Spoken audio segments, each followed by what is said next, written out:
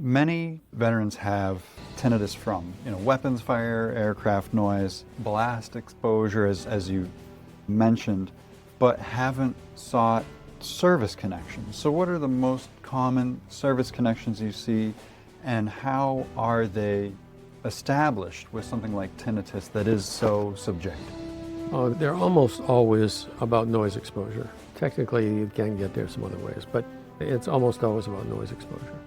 And in terms of the frequency of it, almost every veteran who has some kind of ringing in the ears is probably potentially eligible under the current rules.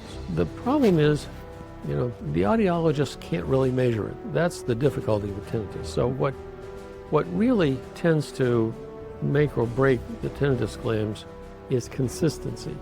So if you've been complaining about the ringing in your ears for the last 10 years, every time you go to the doctor, they're probably going to think, yep, you really do have tinnitus.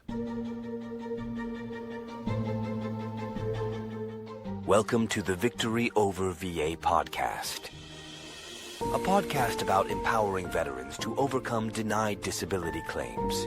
Each week, we deliver critical insights to help you understand the disability process, veterans' benefits, and how to take control of your legal rights. Now here's your host, Attorney Francis Jackson.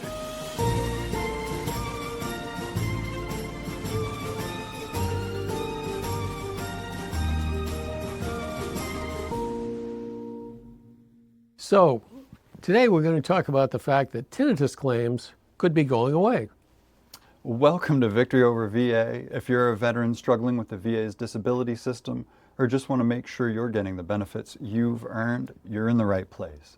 Don't forget to hit subscribe so you never miss an update that could change your life. I'm Kristian Terison here with Francis Jackson of Jackson and MacNichol. Jack has dedicated his career to helping veterans like you win the benefits you deserve, recovering millions of dollars for thousands of heroes. This podcast isn't just for veterans navigating the system, though. It's for their families, their friends, and anyone else who wants to stand shoulder to shoulder with those who served. So stick around, because we're here to make sure you get the support you need. So let's get right into this tinnitus issue. Yeah, now tinnitus is the single most claimed condition in all the VA disability system. Why is that, and what does it sort of tell us about the realities of military service?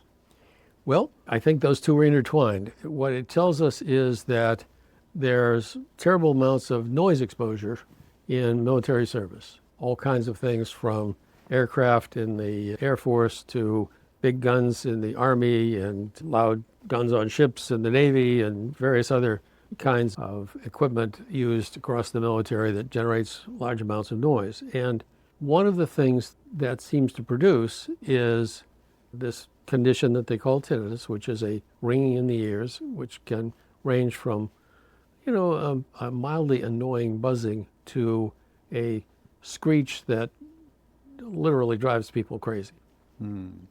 So right now, a veteran with service-connected tinnitus. Now, I know some people say tinnitus, like it's an inflammation, but it's tinnitus. Get a flat 10% rating. Right. So they get about $170 a month. Okay.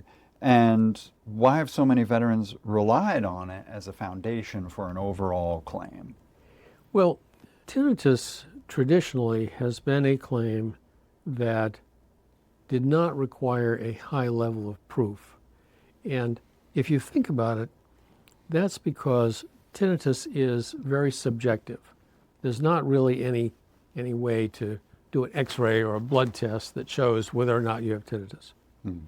So the VA has traditionally been pretty liberal about granting tinnitus to folks who've claimed it. And that has been sort of the stepping stone for a lot of people getting into the VA disability system, simply because it has been a relatively easy claim to make, hasn't required tons of medical documentation, hasn't required tons of other kinds of proof. It's sort of been the easiest to open door into the system, if you will. Gotcha. So walk us through the changes that the VA is proposing here. What happens to tinnitus under the proposed rule? Well, what the VA is proposing is that they would only treat tinnitus as a symptom of another condition, usually a hearing condition. So the result would be that there wouldn't be this freestanding tinnitus claim going forward. Now, we can talk about all the ramifications of that, but that's the essence of it. Okay. So with that in mind, what does that mean in practical terms for a veteran with a freestanding service-connected tinnitus, if you will? Well, the VA is not going to rush out and immediately review everybody who has a tinnitus claim. But what it does mean is that, say, for example, you currently have a 10% rating for tinnitus and you're not rated for any hearing loss. And you go to the VA and you make a claim for hearing loss. Now, what could happen is that they deny your claim for hearing loss and they decide that you cannot go forward with your current freestanding claim for tinnitus, and you ultimately, on review, get that taken away. Now, I don't think that's likely in a high percentage of cases, but it's going to happen to some people. The VA, of course, frames this as bringing their ratings into alignment with modern medical evidence. Yep. Is there an argument there, or is this cost-cutting?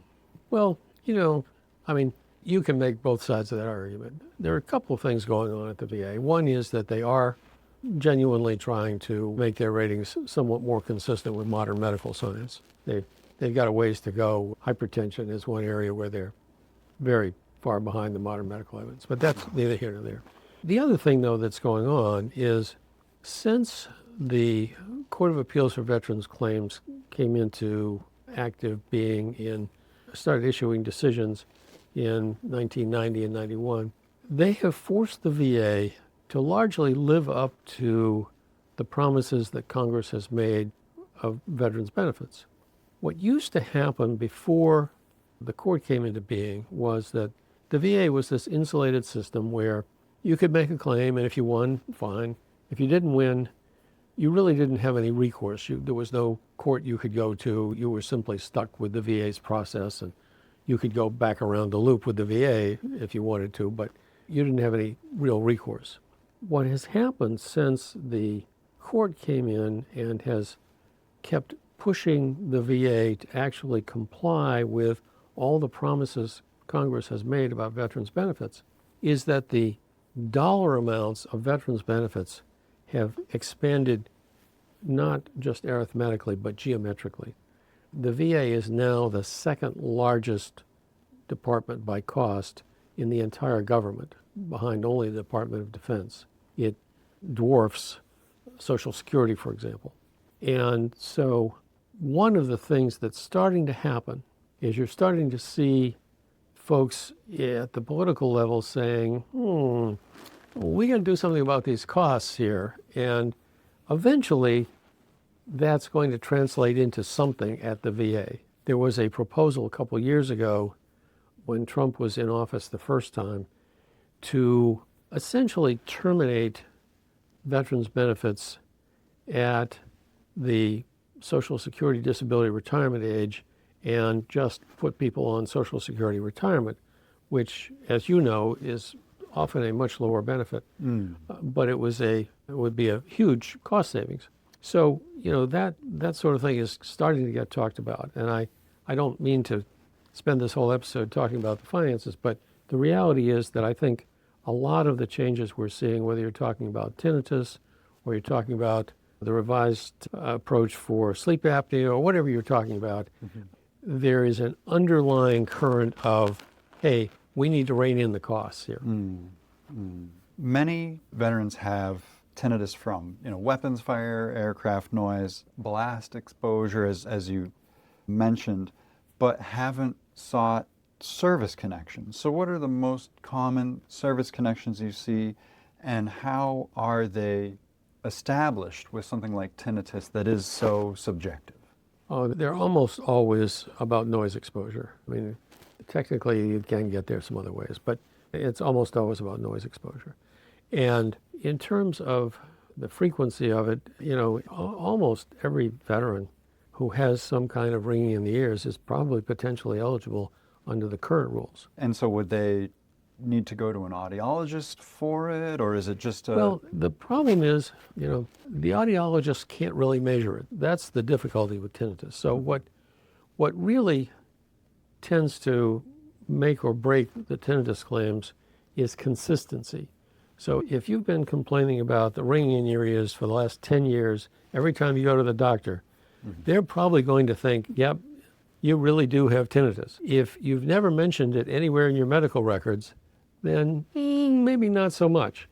So it's more than anything else just an accretion, an accumulation of or repetition of the complaints about the symptoms that tends to be persuasive in the tinnitus claims. Okay. And then for a veteran who already has the 10% tinnitus rating, what risk are they at under these changes? Are folks going to be grandfathered in, or what's... Well, the VA has some grandfathering rules, and I'm taking some fairly complex regulations and giving you a very surface piece, but essentially there's a 5-year, a 10-year, and a 20-year limitation on the VA's ability to reduce or take away ratings. So if you've had the rating for at least 5 years, you're probably going to be safe. If you've had it for 10 or 20 years, then much more likely you're going to be safe. But the place that these things are going to get sticky for people is in the context of new claims. So say, for example, you are a veteran who has TDIU, and your TDIU is based on the proposition that you have a combined rating of 70%, including one condition rated at 40%. And say that the last piece in your 70% is a 10% rating for tinnitus. And you get reviewed for your TDIU. They do a periodic review. And in looking at it, the VA says, there's really no support for this tinnitus rating, and we're going to take that away. What that will mean is that now the rating is going to drop to 60%, and you're not going to be eligible for TDIU. Or, as I suggested in an earlier example, if you make a hearing claim, they're going to look at the tinnitus as part of that, just because they automatically do that now with hearing claims. So it's potentially an opportunity for the VA to look at the claim and take away that benefit under some circumstances. It's, I want to be clear, the VA is not going to go out and do a mass review of everybody who has tinnitus claims and take them all away.